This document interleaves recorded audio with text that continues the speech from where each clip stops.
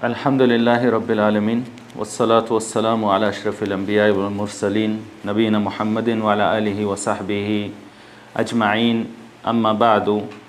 I welcome all of the honorable students back to the series of lectures in mentioning the 18 biographies of the eminent scholars of Hadith that Imam Ibn Abi Hatim al-Razi rahimahullah has mentioned in his great book Taqdimatul-Marifah Ketاب al-Jarh wat-Tadeel. Those 18 Imams around whom the science of al-Jarh wat-Tadeel specifically and generally the science of Hadith revolves around, and the pillars of this science. And we have now reached the final Imam from the Imams of the third level that Imam Ibn Abi Hatim al-Razi has mentioned in this book. He divided the Imams, as we have mentioned, into 4 levels. And the third level, we finished the biographies of the first 3 from the 4 Imams that he has mentioned in this level: Imam Ahmad ibn Hanbal and Imam Yahya ibn Ma'in from the Imams of the city of Baghdad, the capital of Iraq. And then we moved on to the biography of Imam Ali ibn al-Madini from the city of Basra in the country of Iraq. And now we will conclude with the 4th Imam in this third level, and he is the great Imam Muhammad bin Abdullah ibn Numair from the city of Kufa, also in the country of Iraq. And we'll begin as always with his name and lineage and kunya. So he is Abu Abdurrahman. This is his kunya, Abu Abdurrahman Muhammad ibn Abdullah ibn Numair. Muhammad ibn Abdullah ibn Numair al-Hamdani al-Kharifi Mawlahum al-Kufi. And Imam al-Zahabi in his book Siyar A'lam an-Nubala, he has described him with this title: al-Hafidh al-Hujjah Shaykhul Islam, that he is the utmost precise memorizer of the hadith of Prophet Muhammad sallallahu alaihi wasallam, a hujjah, a proof in hadith and its sciences, a pillar of this science, Shaykhul Islam, and he is from the major of those students who took from the Tabi'ul Atba. As far as his ascription, Al-Hamdani Al-Kharifi, then it is ascription to Kharif ibn Abdullah ibn Kathir, which is a sub-tribe of the tribe of Hamdan, the major well-known Arab tribe of Hamdan. And he's Mawlahum, meaning he's ascribed to this tribe by way of wala, by way of being ascribed to it and not being originally from this tribe. And Al-Kufi, then it is ascription to the well-known city of Kufa in Iraq, where he was from. As far as his birth, then he was born in the year or after the year 160 after the Hijrah. He was born a few odd years after 160 after the Hijrah. Then we move on to him seeking knowledge and his upbringing. Then he was brought up in a family of knowledge and a family of seekers of hadith. Rather, his father, the great Imam Abdullah ibn Numair, he is from the well-known thiqat, trustworthy narrators of the hadith of Prophet Muhammad sallallahu alaihi wasallam, from the major huffaz, from the major memorizers of hadith. And he is Abu Hisham Abdullah ibn Numair al-Hamdani al-Kharifi Mawlahum al-Kufi, and he is from the minor atba'u tabi'in. His father, he is from the level, the tabaqa of the minor atba'u tabi'in. And his father, Abdullah ibn Numair, then he is from the students of, and he narrated hadith upon the authority of Hisham ibn Urwa ibn Zubair, and the great Imam of Kufa, al-Amash, Sulaiman ibn Mihran al-Amash, and Imam Sufyan al-Thawri and Imam al-Awza'i, both of whose biographies have preceded, and Zakaria ibn Abi Zaida, and Ubaidullah ibn Umar al-Umari, and Yahya ibn Sa'id al-Ansari, and others from their generation and their level. And as far as the students of Abdullah ibn Numair, the father of Imam Muhammad bin Abdullah ibn Numair, then from them are the Imams and pillars of the science, such as Ahmad ibn Hanbal, the contemporaries and colleagues of his son Muhammad bin Abdullah ibn Numair. So from the students of his father Abdullah ibn Numair is Ahmad ibn Hanbal, Imam Ahmad ibn Hanbal, and Yahya ibn Ma'in, and Ali ibn al-Madini, all of whose biographies have preceded with us in the same level, in this third level, in which we are covering the biography also of his son, Muhammad bin Abdullah ibn Numair. Also from the students of his father, Abdullah ibn Numair, are the children of Muhammad bin Abi Shayba, and they are all from the family of narrators of hadith, the grandchildren, the father, the grandfather, and these children, these brothers who are all narrators of hadith, and the foremost of them is the great Imam Abu Bakr ibn Abi Shayba. Abu Bakr Abdullah ibn Muhammad ibn Abi Shayba al-Absi al-Kufi, the author of the well-known book Musannaf ibn Abi Shayba, who passed away in the year 235 after the Hijrah. Also his brother Uthman ibn Muhammad ibn Abi Shayba and his other brother Al-Qasim ibn Muhammad bin Abi Shayba, all of them are from the narrators of hadith. And their father Muhammad ibn Abi Shayba, also from the narrators of hadith, and their grandfather Abu Shayba, also from the narrators of hadith, and he is Ibrahim ibn Uthman, well known by his kunya Abu Shayba, to which this family is ascribed. So all of these three brothers, Abu Bakr and Uthman and Qasim ibn Muhammad bin Abi Shayba, they are from the students, those who heard hadith from Abdullah ibn Numair, the father of Imam Muhammad bin Abdullah ibn Numair. From his students also is Ishaq ibn Mansur al-Kawsaj and Abu Khaythama, Zuhair ibn Harb al-Nasai, and others from the major scholars of hadith. And the imams of science and the scholars, major scholars of the Muslims, they have praised Abdullah ibn Numair, Imam Abdullah ibn Numair, the father of Muhammad bin Abdullah ibn Numair, with the highest of praises.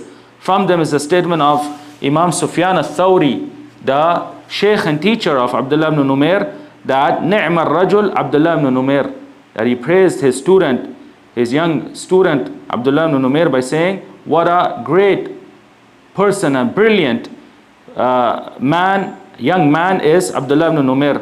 And Imam Muhammad ibn Sa'ad, he says regarding him, كان ثقة كثير الحديث صدوق, that he was thiqa, he was trustworthy in his narration of hadith, and he had memorized and preserved a large number of hadith, and he was someone who was truthful in his narration. Imam Yahya ibn Ma'in, the Imam of al-Jarh wat-Tadeel, he says thiqa, that he's from the trustworthy, reliable narrators of hadith, from the utmost precise memorizers of hadith. Imam al-Ijli, he says thiqa, salih al-hadith, sahib sunnah, that Imam Abdullah ibn Numair, the father of Muhammad bin Abdullah ibn Numair, he is thiqa, from the trustworthy, most precise narrators of hadith, and he is a person of the sunnah. He is upon the creed and the methodology of Ahl Sunnah wal Jama'ah, the Ahlul Hadith, the Salaf. And this will also come regarding his son, that he was also cultivated from birth upon the methodology of the Ahlul Hadith, the Salaf, Ahl Sunnah wal Jama'ah, just like his father. Imam Ibn Abi Hatim al-Razi, he says, كان مستقيم الأمر, that he was someone whose status and position in hadith, then it was correct and upright. And Imam al-Zahabi, in his book Siyar A'lam al-Nubula, when he mentioned the biography of his father Abdullah ibn Numair, he says, al-Hafidh al-Thiqa al-Imam wa kana min awi'at al-ilm, that he is the utmost precise memorizer of the hadith of Prophet Muhammad sallallahu alaihi wasallam, from the imams of the Muslims, and he was the one who possessed an ocean of knowledge, And he says in his other book, Kashif Hujjah, that is a proof. He is a proof in hadith and his sciences. And Imam Ibn Hajar Asqalani, in his book Taqdimatul-Marifah, he says, Thiqatun sahib hadith min Ahl Sunnah, that Imam Abdullah ibn Numair, the father of Muhammad bin Abdullah Numair, he is thiqa, from the utmost precise memorizer of the hadith of Prophet Muhammad sallallahu alaihi wasallam, and from Ahl Sunnah, from being upon the methodology and the creed of Ahl Sunnah wal Jama'ah and the Salaf and the Ahlul Hadith. And his hadith, the hadith of Abdullah ibn Numair, Imam Abdullah ibn Numair, the father of Muhammad bin Abdullah Numair, has been narrated and relayed by all of the authors of the 6 books of hadith in their 6 books. All of the authors, Imam Bukhari, Imam Muslim, Abu Dawud, Tirmidhi, Nasai, Ibn Majah, in their books, then they have narrated and relayed his hadith. They have relayed hadith. He passed away in the year 199 after the Hijrah. 199 after the Hijrah. So this was the household in which this great Imam Muhammad bin Abdullah ibn Numair opened his eyes in, and his great father who cultivated him and who rose him in this environment of knowledge and love for hadith and seeking the hadith of Prophet Muhammad sallallahu alaihi wasallam from an extremely young age. From an extremely young age. And Imam Muhammad bin Abdullah bin Numair, he reached a high status and position in knowledge and in piety and virtue from a young age. From a young age, due to the cultivation of his father. Ahmad ibn Sinan al-Qattan, he says, ما رأيت من الكوفيين من أحداثهم رجلا أفضل عندي من ابن نمير كان يصلي بنا الفرائض وأبوه يصلي خلفه قدم علينا أيام يزيد بن هارون يعني واسطا. Ahmad ibn Sinan al-Qattan from the al-Wasiti, from the city of Wasit in Iraq, he says that I have not seen anyone from the city of Kufa, in their youth, in their young age, anyone who was more virtuous and better than Imam Muhammad bin Abdullah ibn Numair. And he used to pray the 5 daily prayers with us as an imam. He used to lead us in the 5 daily prayers as an imam, and his father, the great Imam Abdullah ibn Numair, he used to pray behind him. He used to pray behind his son, showing the great status and position he reached at a very young age. At a very young age, that even his father, from the thiqat, trustworthy narrators from the imams of the Muslims, he also used to pray behind his son. And Ahmad ibn Sinan al-Qattan, he says that he came to us, he traveled to Wasit, the major center of knowledge and major center of hadith studies in those times. He traveled to us when the Imam of Wasit, Imam Yazid ibn Harun al-Wasiti, rahimahullah, was still alive, to seek knowledge of hadith from him. And Imam Yazid ibn Harun, then he's from the minor atba'u tabi'een, and from the thiqat, from the well-known, utmost precise narrators, memorizers of hadith, from the imams of the Muslims. He passed away in the year 206 after the Hijrah. 206 after the Hijrah, showing the upbringing of this great Imam Muhammad bin Abdullah ibn Numair and his pursuits in seeking knowledge and the high position he reached in knowledge from a young age in his youth. From a young age in his youth. Then we move on to the shuyukh and teachers of this great Imam Muhammad bin Abdullah ibn Numair. So from his shuyukh and teachers, of course, the foremost of them is his father. Imam al-Hafiz Abdullah ibn Numair. Abdullah ibn Numair. From them is the great Imam Sufyan ibn Uyayna. And Waki' ibn al-Jarrah. And both of their biographies have preceded with us in previous lectures. From his shuyukh and teachers is Ismail ibn Ulayya and Yazid ibn Harun al-Wasiti, as we have just mentioned, and Abu Nu'aym al-Fadl ibn Dukain, and Abu Asim al-Dahhak ibn Makhlad, and Umar ibn Ubaid al-Tanafisi, and Abdullah ibn Idris, and Abu Muawiyah Muhammad ibn Khazim al-Darir, and Muhammad ibn Fudail, and other than them from the major scholars of hadith, from the well-known imams in this science. As far as the students, and these students show the status and position of this great scholar and Imam Muhammad bin Abdullah ibn Numair in hadith and his sciences. So from his students, those who heard hadith from him and sought the knowledge of hadith from him and related hadith on his authority, are Imam al-Bukhari and Muslim in the Sahihain. Imam al-Bukhari and Muslim, then they narrate directly upon the authority of their sheikh and teacher, Muhammad bin Abdullah ibn Numair.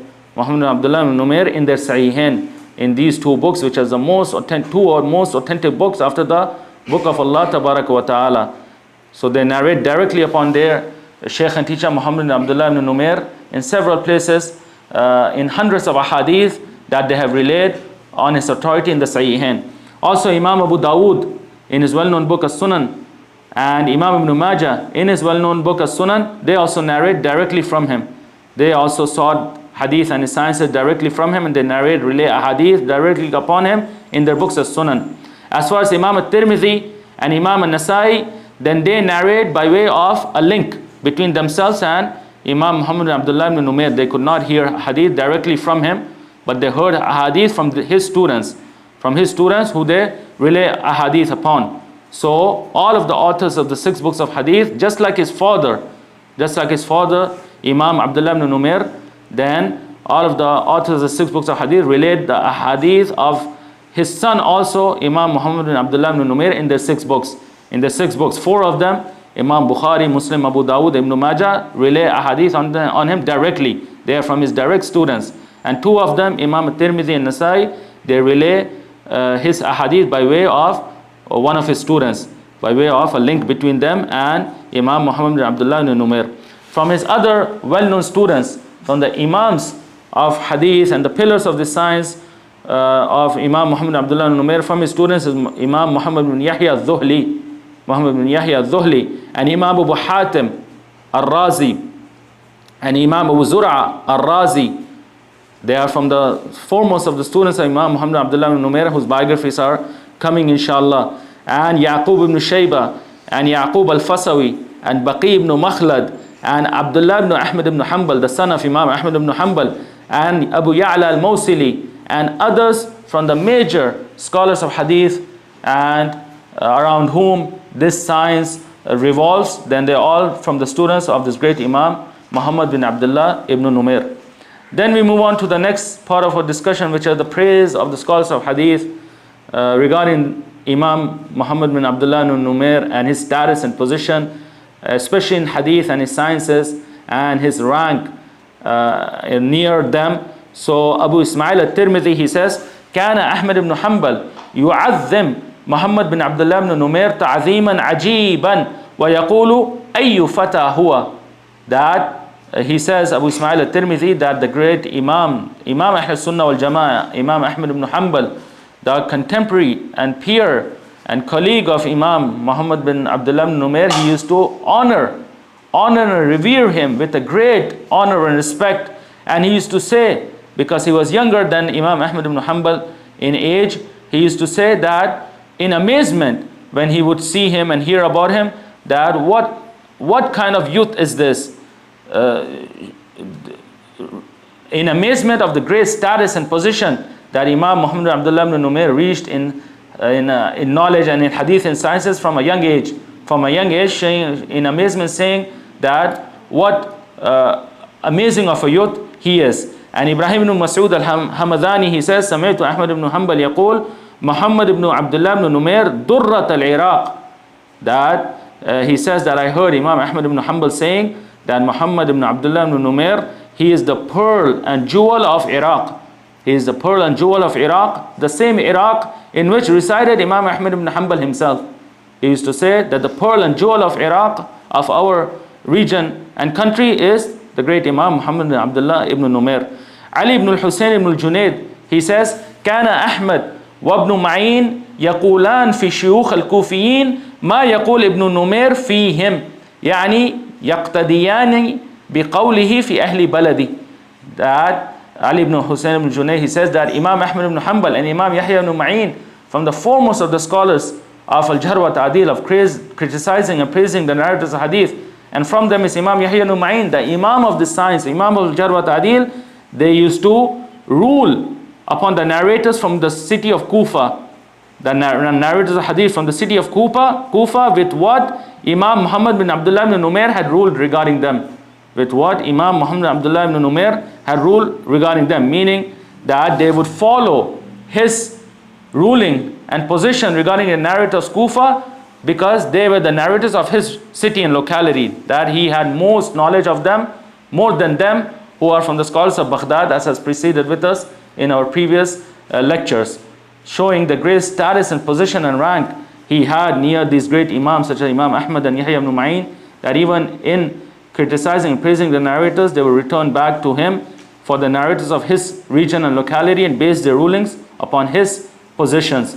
And Ali ibn al-Husayn ibn Junayd also says, ما رأيت بالكوفة مثل محمد بن عبد الله بن نمير كان رجلا قد جمع العلم والفهم والسنة والزهد.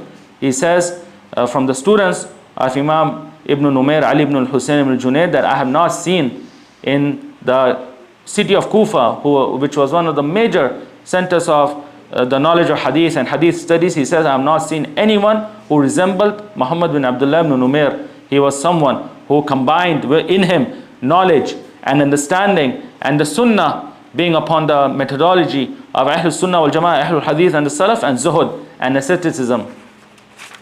Ahmad ibn Muhammad ibn Rishdin, he says, سألت أحمد بن صالح المصري عن محمد بن عبد الله بن نمير قال تسألني عن رجل لم أرى بالعراق مثل رجلين هذا ابن النمير الصغير محمد والذي ببغداد يعني أحمد بن حنبل ما رأيت بالعراق مثلهما أجمع منهما للعقل والعلم والدين ولكل شيء.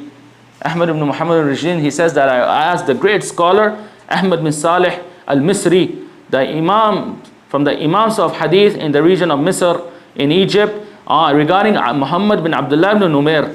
Muhammad bin Abdullah ibn Numair. So he says, you're asking me regarding a man, a person that I did not see in Iraq, anyone who resembled him and another person, anyone who resembled these two scholars in the entire major land and country of Iraq. One of them is this youth, Muhammad bin Abdullah ibn Numair, that I did not see anyone who resembled him, and the other is the one who resides in Baghdad, meaning Imam Ahmad ibn Hanbal. So in this statement, the great Imam Ahmad bin Salih al-Misri compared Imam Muhammad bin Abdullah ibn Numair with his contemporary and peer, Imam Ahmad ibn Hanbal, that he did not see anyone who resembled them in Iraq. He says, I did not see anyone who resembled them in their intellect, in their knowledge, in their religion, and in all matters that no one rivaled them. No one rivaled them in the vast, major center of knowledge, such as the region and country of Iraq. Al-Hasan ibn Sufyan, he says, Ibn Numair, Rehanatul Iraq wa Ahadul Alam, that Imam Muhammad bin Abdullah ibn Numair, he is the fragrance of Iraq, and he is from the foremost of the Imams of the Muslims. He is from the foremost of the Imams of the Muslims. Muhammad bin Abi Safwan al-Thaqafi, he says, ما رأيت كوفيا دخل البصرة يشبه محمد bin Abdullah ibn Numair. He says, no one entered our city of Basra in seeking hadith and in relaying and narrating hadith and teaching hadith and his sciences from the city of Kufa, who resembled in his knowledge, in his virtue, Muhammad bin Abdullah ibn Numair. Muhammad bin Abdullah ibn Numair, even though the greatest of the scholars of hadith, then they all traveled to Basra due to it being from the foremost of the centers of hadith studies and knowledge in those times. Imam Ahmad ibn Abdullah al-Ijli, he says, Kufiyun thiqatun yu'addu min ashab al-hadith. That Imam Muhammad bin Abdullah ibn Numair, he's Kufi, from the city of Kufa, he's thiqa, from the utmost precise narrators of hadith, and he is from the Ahlul Hadith. He is from the Ahlul Hadith, and inshallah we will mention this statement again when we talk about his methodology in jurisprudence. The methodology is great Imam Muhammad bin Abdullah ibn Numair in jurisprudence, that even though he is a narrator of hadith, and from the trustworthy, reliable, utmost precise narrators of hadith, Imam al-Ijli has ruled upon him to be from the Ahlul Hadith. To be from the Ahlul Hadith, and we will explain this matter as to if there is repetition in this statement or there is some added additional benefit. To rule upon a narrator of hadith to be also from the Ahlul Hadith. Is this just repetition that the Ahlul Hadith, they are just narrators of hadith, those people who memorize and preserve the hadith and the sunnah of Prophet Muhammad ﷺ, then relay it, convey it, teach it? Or is this a methodology in matters of creed, in matters of jurisprudence, that one follows, and if he follows, then he is counted to be from the Ahlul Hadith. He is counted to be from the Ahlul Hadith, as will come inshallah. His student, Imam Abu Dawud al-Sijistani, rahimahullah, the author of the well-known book of Sunan Abi Dawud, he says, Huwa athbat min abi, that even with the high position and status his father, Imam Hafiz Abdullah ibn Numair, reached, as we just read, the praise of the scholars regarding him, and he's from the utmost precise memorizers of hadith. Then Imam Abu Dawud says, his son, Imam Muhammad bin Abdullah Numair, he is even of a higher level in precision and in memorization than his father. He is from even of a higher level of trustworthiness, reliability, in authentication, in precision, memorization than his father. His other student, Imam Abu Hatim, ar-Razi, he says, thiqatun yuhtajju bi hadithi, that Imam Muhammad bin Abdullah ibn Numair, he is thiqa, from the trustworthy, utmost precise narrators of hadith, and his hadith are to be accepted and taken as a proof. They are sahih, authentic hadith that he narrates, they are to be accepted and taken as a proof. And his another student, Muhammad ibn Waddah, he says, هو الثقة الثقات كثير الحديث عالم به حافظ له. That Imam Muhammad bin Numair, he's not the thiqah, he's the thiqah of the thiqat. He's the utmost precise narrators of the utmost precise narrators, and he had memorized a vast number of ahadith, and he is the one who was a precise memorizer of them, and he had knowledge about them. He had knowledge about the ahadith and that which the ahadith contain in matters pertaining to the asanid, the chains of narration of those ahadith, and matters to concerning the mutun, the text of those ahadith. Imam al-Nasai, the author of the well-known book as-Sunan, he says thiqatun ma'mun, that he is from the utmost precise, reliable narrators of hadith, those who are to be entrusted regarding his narration. His student, Imam Abu Ya'la al-Mawsili, the author of the well-known book Musnad Abi Ya'la, he says, Hadith Muhammad ibn Numair yamla as-sadr wa-nahar wa hasbuka bihi wa kana sayyidul muslimin. That the hadith of Imam Muhammad ibn Abdullah ibn Numair, it fills one's chest and one's necks. It fills one's chest and one's necks, meaning he was utmost precise in his memory. It fills one's chest in his precision in memory, and he had a large quantity of ahadith that he had memorized, so it fills one's necks, that both in quantity and quality, then his hadith was of the highest of ranks. And he says, sufficient as he was from the leaders of the Muslims, from the foremost of the imams of the Muslims. Imam Ibn Qani', he says, thiqatun thabt, that he is not just thiqah, he is thiqatun thabt, that he is of a higher level in precision and memorization, which is the highest of the levels of the narrators of hadith. Imam Ibn Hibban, the author of the well-known book as-Sahih, Sahih Ibn Hibban, he says, كَانَ مِنَ الْحُفَّاظِ الْمُتْقِنِينَ وَأَهْلِ الْوَرَعِ فِي الدِّينِ, that he was from the precise memorizers of the hadith of Prophet Muhammad sallallahu alaihi wasallam, and he was someone who had piety in his religion, someone who was pious and feared Allah tabarak wa ta'ala in his religion. Imam al-Daraqutni, the author of the well-known book as-Sunan, Sunan al-Daraqutni, he says, كَانَ مِنْ حُفَّاظ الْكُوفِيِّينَ وَلَهُ تَارِيخٌ مِنْ تَصْنِيفِهِ, that he was from the utmost precise memorizers of hadith in the region of Kufa, and he authored a book in which he ruled upon the narrators of hadith with al-Jarh wat-Tadeel. He ruled upon the narrators of hadith with criticizing and praising them. And Imam al-Zahabi, in his book Tarikh al-Islam, he also says, Ahadul Alam walahu kalam fil Jarh wat-Tadeel wal-Ilal. He is from the imams of the Muslims, and he has speech in criticizing and praising the narrators of hadith and speaking about the hidden defects in a hadith. He speaking about the hidden defects in a hadith. And we would like to mention a benefit here, that Imam Muhammad bin Abdullah ibn Numair, and him being mentioned in this book Taqdimatul-Marifah from the 18 imams who the pillars of the science, it shows without a doubt his great status and position in this science, that he is from the imams of al-Jarh wat-Tadeel, those who criticize and praise the narrators of hadith. And Imam al-Daraqutni and Imam al-Zahabi have mentioned that he authored books in criticizing and praising the narrators of hadith.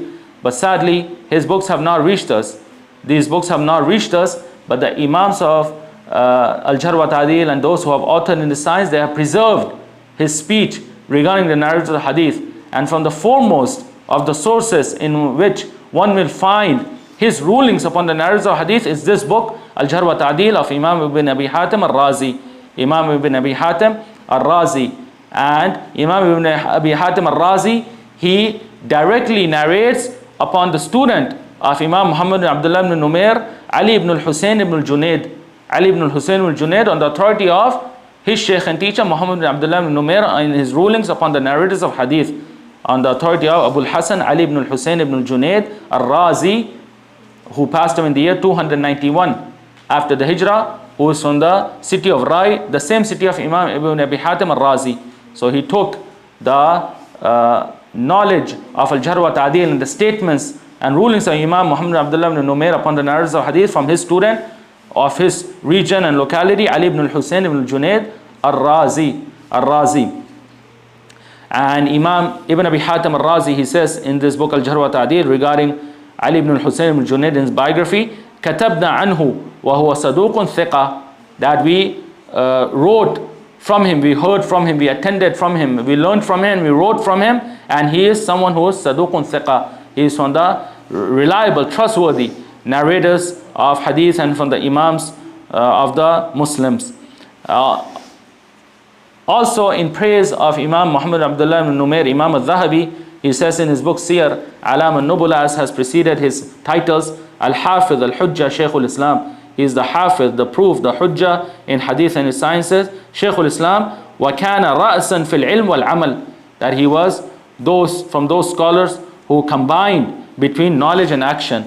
He combined between knowledge and action. He's from the foremost of the scholars in this regard. And Imam Ibn Hajar al-Asqalani, in his book Taqdimatul-Marifah, he says regarding him, ثِقَةٌ حَافِظٌ فَاضِلٌ, that he was of the utmost, highest, precise memorizers of hadith, and he is someone who is person of virtue. And he says in his book Al-Isaba fi Tamyiz al-Sahaba, min kibar al-thiqat, that he's not just a thiqah, he's from the highest level of the thiqat, trustworthy, utmost precise narrators and scholars of hadith. And as we preceded, that he is also someone whose hadith has been relayed by all of the authors of the 6 books of hadith, just like his father, Imam Abdullah ibn Numair, rather Imam Bukhari and Muslim. Then they narrate hadith directly from him. They narrate hadith directly from him, along with Imam Abu Dawud and Imam Ibn Majah, narrating the hadith directly upon him.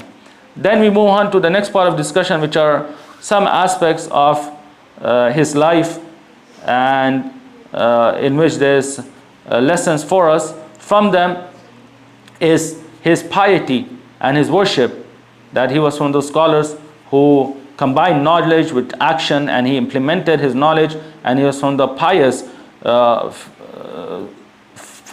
scholars, those who feared Allah Tabarak wa Ta'ala in his religion. Muhammad ibn Umar ibn al-Ala, if he used to narrate hadith from him, he would say, Haddathana Abu Abdurrahman Muhammad ibn Abdullah ibn Numair al-Abd al-Salih, that he would say that Abu Abdurrahman Muhammad ibn Abdullah ibn Numair has narrated to us, who is the righteous servant of Allah Tabarak wa Ta'ala, the righteous, pious servant of Allah Tabarak wa Ta'ala. And several statements are preceded with us that show this aspect of his life, such as statement of Imam Ibn Hibban, كان من الحفاظ المتقنين وأهل الورع في الدين, that he was from the utmost precise memorizer of hadith, and he was someone who had piety and fear in his religion. Piety and fear in his religion. From the aspects of his life is a zuhud, asceticism, that he shunned the pleasures of this worldly life, and he concerned himself with the affairs of the hereafter. It has preceded with us the statement of his student Ali ibn al-Husayn ibn al-Junayd, ما رأيت بالكوفة مثل محمد بن عبد الله بن نمير كان رجلا قد جمع العلم والفهم والسنة والزهد, that I have not seen in Kufa, in the region of Kufa, anyone who resembled Muhammad bin Abdullah ibn Numair. He was someone who combined between knowledge and understanding and sunnah, being upon the methodology of Ahl-Sunnah, Ahl-Hadith, the Salaf, and zuhud and asceticism. And the continuation of the statement is وَكَانَ يَلْبَسُ فِي الشِّتَاءِ الشَّاتِ لُبَّادَ وَفِي السَّيْفِ يُدَيِّرْ وَكَانَ فَقِيرًا, that showing his zuhud and asceticism and him busying himself with knowledge and shunning the pleasures of this worldly life, that he used to wear in the summers ashati lubbada, which was a type of clothing garment that was created from the wool of sheep, from the or he used to wear in the winter a cloak, a garment that was created from the wool of sheep, that would protect one from cold and rain, etc. in the winter, which was a clothing for the poor in those times, clothing of the poor people in those times. And in the summers, then he used to yudayyir, meaning he used to wear the izar, a single clothing of garment on the lower part of one's body. And this was also something that was a sign of the people of poverty in those times. وَكَانَ فَقِيرًا, and he was someone who was poor.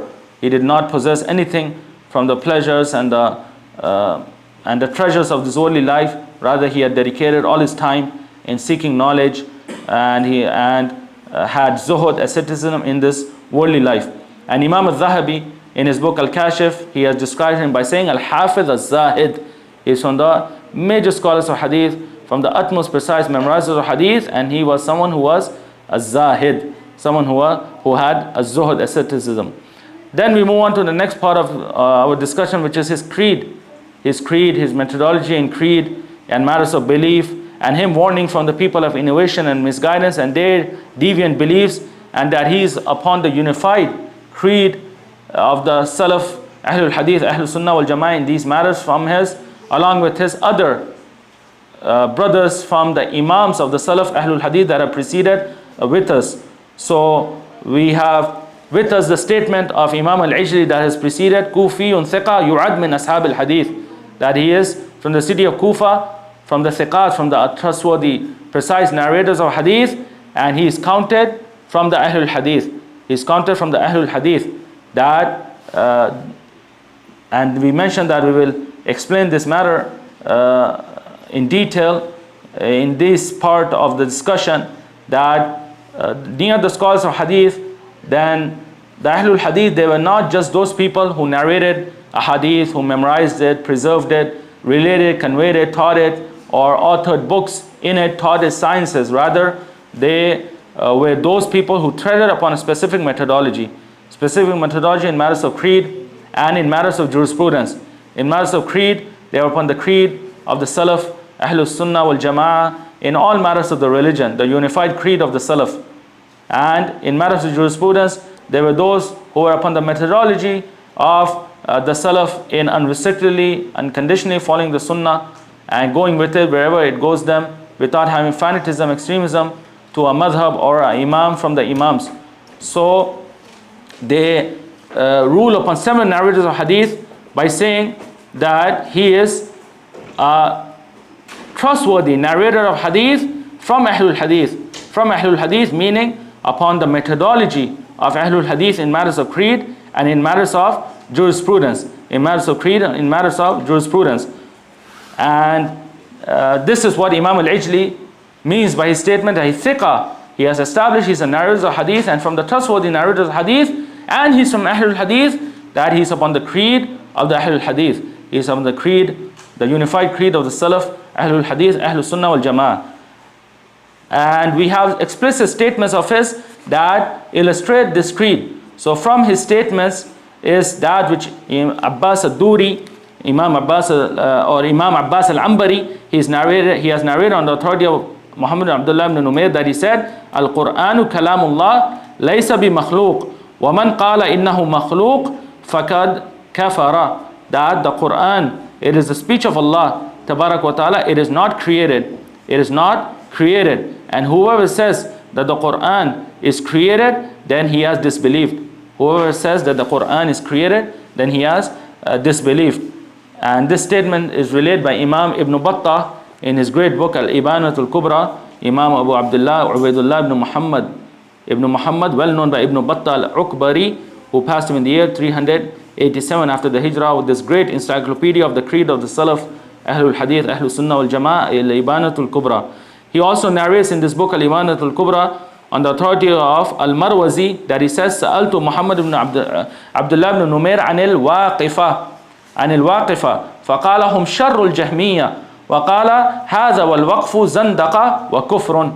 That he says, I asked the Imam Muhammad bin Abdullah ibn Numair regarding the sect of the Waqifah, the deviant, misguided sect of the Waqifah, and they were a group of people, a sect, a misguided sect who would not say regarding the Quran makhluk, nor would they say ghair makhluk. They would not say makhluk, nor would they say ghair makhluk. That they would not say that the Quran is created, and nor would they say that the Quran is not created. Nor would they say the Quran was not created. So they took a stance of stopping regarding this matter, remaining silent about this matter. So he says, I asked Imam Muhammad bin Abdullah ibn Numair regarding these people. So he said they are more evil than they are even more evil than the Jahmiyyah. The Jahmiyyah who say that the Quran is created, Al-Quranu makhluq wal-yadhu billah, that the Quran is created. People who stop and they do not say created or not created, they are even more evil than the Jahmiyyah because of their deception upon the Muslims. It is even more greater.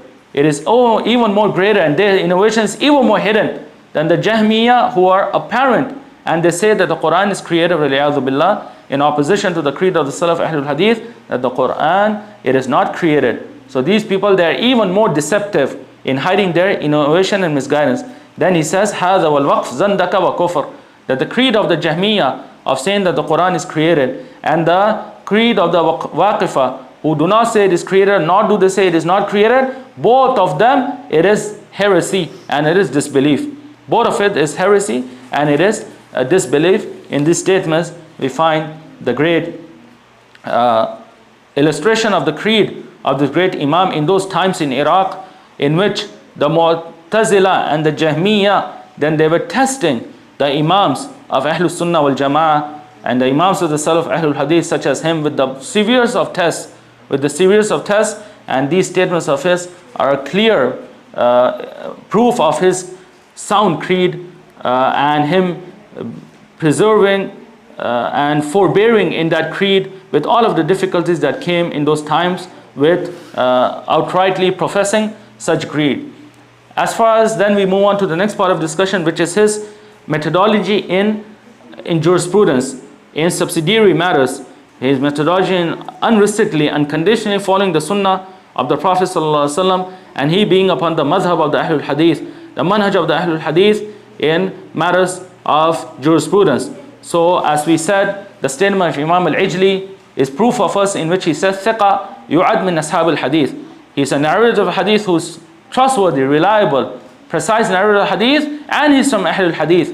He's from Ahlul Hadith, meaning he's from Ahlul Hadith in his methodology, in creed that has preceded, and in subsidiary matters, in matters of jurisprudence. And this is similar to the statement of Imam Ibn Hajar Asqalani that we have mentioned from Taqdimatul-Marifah regarding his father, Imam Abdullah ibn Numair, in which he said, ثِقَةٌ صاحب sunnah, صاحب hadith min Ahl sunnah.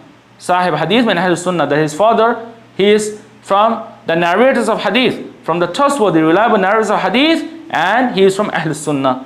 And he is from Ahl sunnah, that he was upon the methodology of Ahl Sunnah wal Jama'ah, the Salaf Ahlul Hadith, in matters of creed and in matters of jurisprudence. So the father and son, both of them, then they were upon this creed and methodology of the Ahlul Hadith and mazhab of the Ahlul Hadith in matters of jurisprudence. And here we mentioned that we will talk about this point, that the scholars of hadith, then they did not just consider the Ahlul Hadith to be the narrators of hadith. And this is something, a doubt that is spread commonly, especially the people of enmity to the Ahlul Hadith, and the people who are in opposition to the Ahlul Hadith and the methodology and mazhab of the Ahlul Hadith, especially the Ahlul Rai, the Hanafis, in their zeal to be included amongst the Ahlul Hadith, who they realize and they accept that they are the safe sect and they are the aided group, as has come in authentic ahadith of the Prophet ﷺ, the sect that will save from the hellfire and the group that will be aided until the end of times. Even the Hanafis, Ahlul Rai, then they accept, and they cannot do except by giving testimony that they are the Ahlul Hadith. They are the Ahlul Hadith. So in order to be included in this group, then they claim and spread this doubt that the Ahlul Hadith, then everyone is included amongst the Ahlul Hadith who is a narrator of hadith, who memorizes a hadith, who teaches, relays a hadith, who authors books in hadith. That the Muhaddithun, the scholars of hadith, the one who busies himself with hadith and his sciences, who learns it, who teaches it, who authors books in it, he is from the Ahlul Hadith. He is from the Ahlul Hadith. And we have explicit statements for the Imams of al-Jarh wat-Tadeel, the Imams of criticizing and praising the narrators of hadith, the Imams of the science who have deemed just not narration of hadith to be sufficient to be for a person to be from Ahlul Hadith. That just narrating a hadith, memorizing it, preserving it, teaching it, relaying it, or authoring books in it, then it is not sufficient for a person to be counted from the Ahlul Hadith.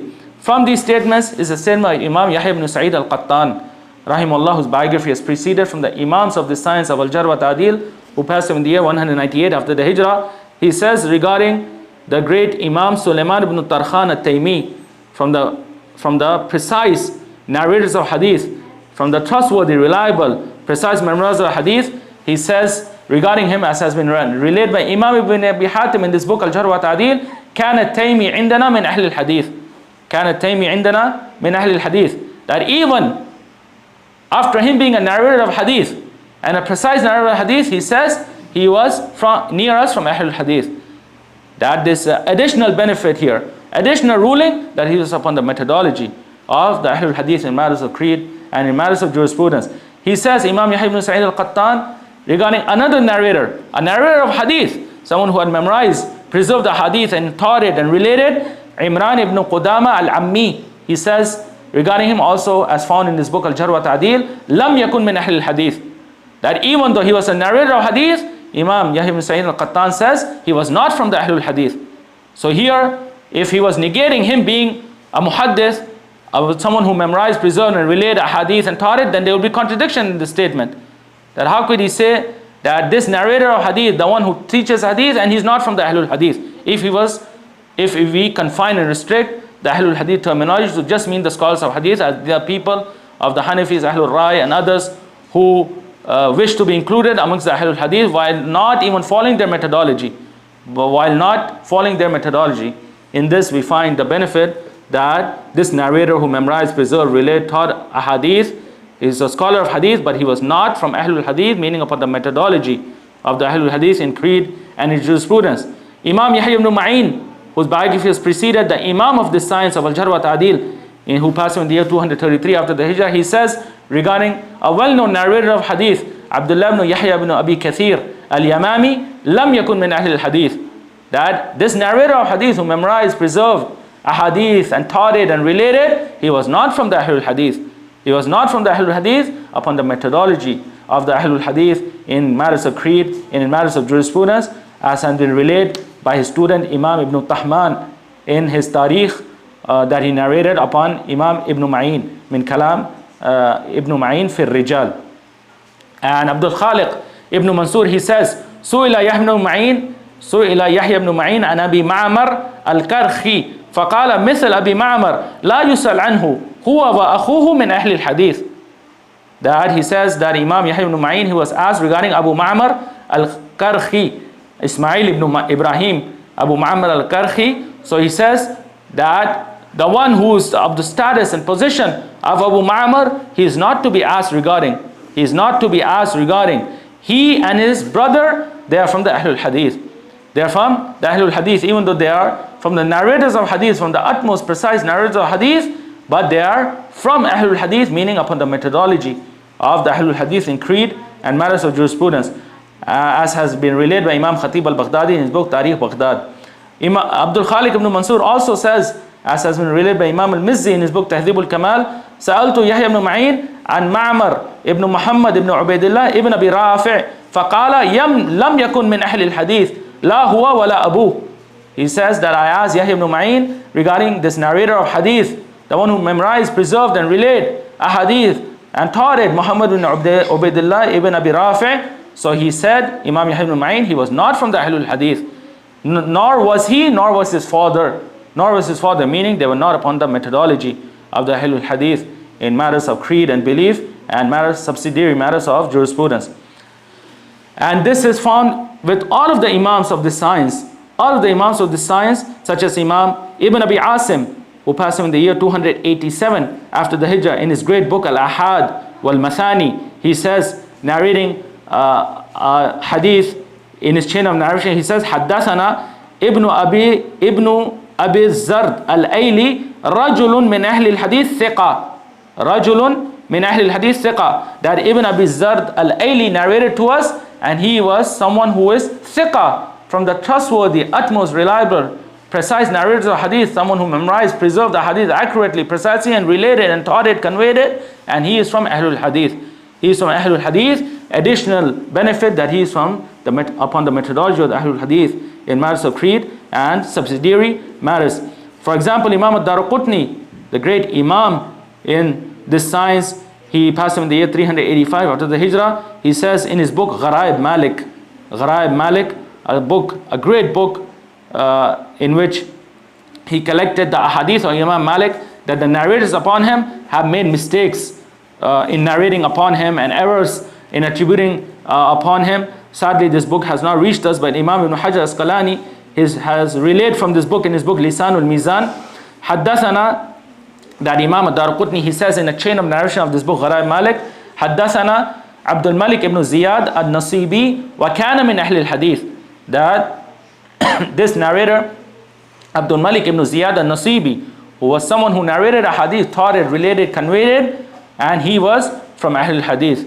He was from Ahl-Hadith, that he was upon the creed and the methodology of the Ahl-Hadith in matters of jurisprudence. So here we have countless statements that are like the statement of Imam al-Ijli regarding Imam Muhammad bin Abdullah ibn Numair, that it is not sufficient near the scholars of the science, the pillars of hadith, that just to memorize, preserve, and then convey and relay and teach and author books and hadith, it is sufficient for a person to be included from the safe sect, the aided group of the Ahlul Hadith, unless the one is upon the methodology, this unified methodology of the Ahlul Hadith in matters of creed and in matters of jurisprudence, as was the methodology of Imam Ibn Numair, Imam Muhammad bin Abdullah ibn Numair.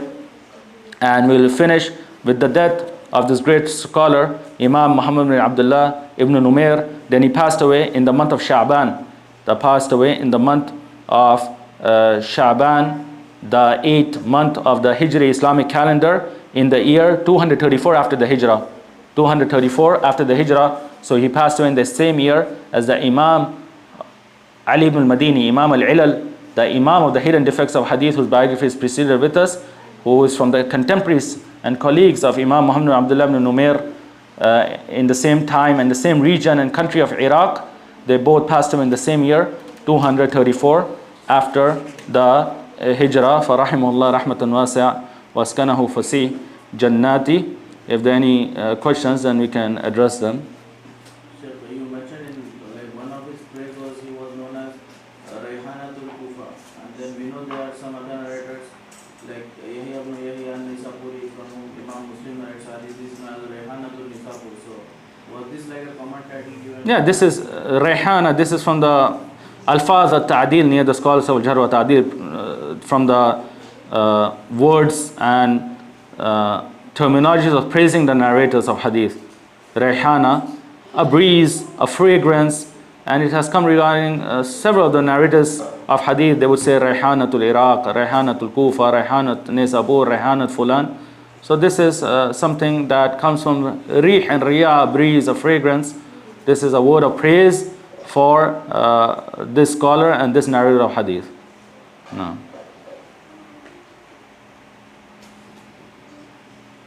Also, so the book Gharaib Malik of No. Imam Darqutni didn't reach us, and you said the statement of him is there in Lisanul No. of Imam No. But isn't Lisanul Mizan in which he collected the biographies of Yeah. unauthentic narrators? Yeah. Yeah, so Imam Ibn Hajar Asqalani, he mentioned this quote from Gharaib Malik and this chain, not regarding this narrator, that it was regarding another narrator in his chain, but in the narration we found this benefit that Imam ad-Darqutni ruled upon a narrator in this chain that he was from the Ahlul Hadith. He was from the Ahlul Hadith.